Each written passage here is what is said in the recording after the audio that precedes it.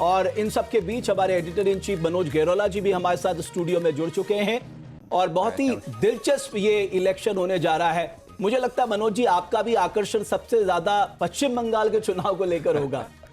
हाँ, देखिए पश्चिम बंगाल और तमिलनाडु में जो विजय फैक्टर है उसका क्या इम्पैक्ट पड़ेगा वो भी एक बहुत इम्पॉर्टेंट चीज़ है।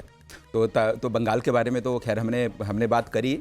और तो अगर हम तमिलनाडु की बात करें, तमिलनाडु में जो विजय एक फैक्टर ऐसा है कि एक बहुत सस्पेंस बना हुआ है। अगर विजय सक्सेसफुल हो गया तो इंडियन हिस्ट्री मतलब पॉलिटिकल हिस्ट्री में पहली बारी होगा कि कोई एक एक्टर आया और आने के बाद छा गया और इतने ज़्यादा वोट लेकर, जैसे कुछ एग्जिट पोल थे कि भाई उसको इतनी सीटें मिलेंगी।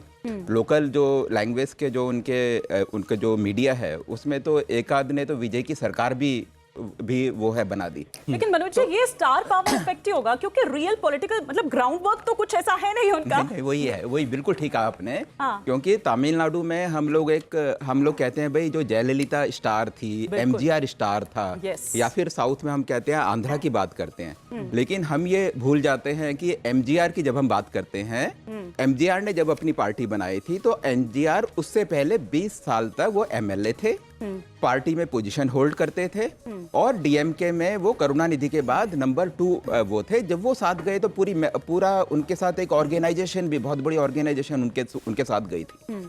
और उसी तरह अगर हम बात करें एनटीआर की, तो एनटीआर ने 1982 में अपनी पार्टी बनाई थी। 1 साल तक पूरा आंध्रा में वो घूमते गए, ऑर्गेनाइजेशन बनाई और उसके बाद उन्होंने 83 में इलेक्शन कॉन्टेस्ट किया। और अगर जयललिता की बात करें तो जयललिता तो एमजीआर के साथ हमेशा से थी।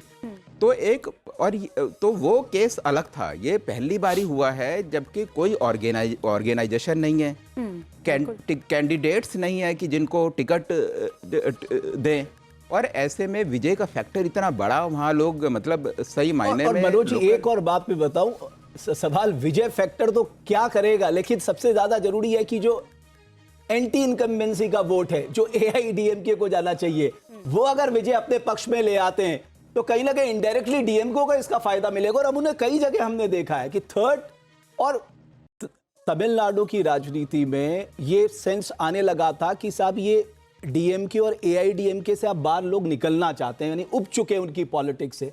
और ये कई बार हमें देखने को मिला था। एक तस्वीर सामने आ रही है, अब आप देखिए टीएमसी रुझानों में भी हिमानी, टीएमसी 41 थोड़ा सा शिफ्ट हुआ है, बीजेपी 40, कांग्रेस 1, लेफ्ट अभी तक कहीं नहीं है। टीएमसी 41 सीटों पर इस समय रुझानों में आगे चल रही है, बीजेपी 40 सीटों पर। और बीजेपी के दफ्तर में जिस तरह से जो कुजीन है, पकवान बन रहे हैं, वो भी हर राज्य के पकवान बना रखे हैं उन्होंने इस बार।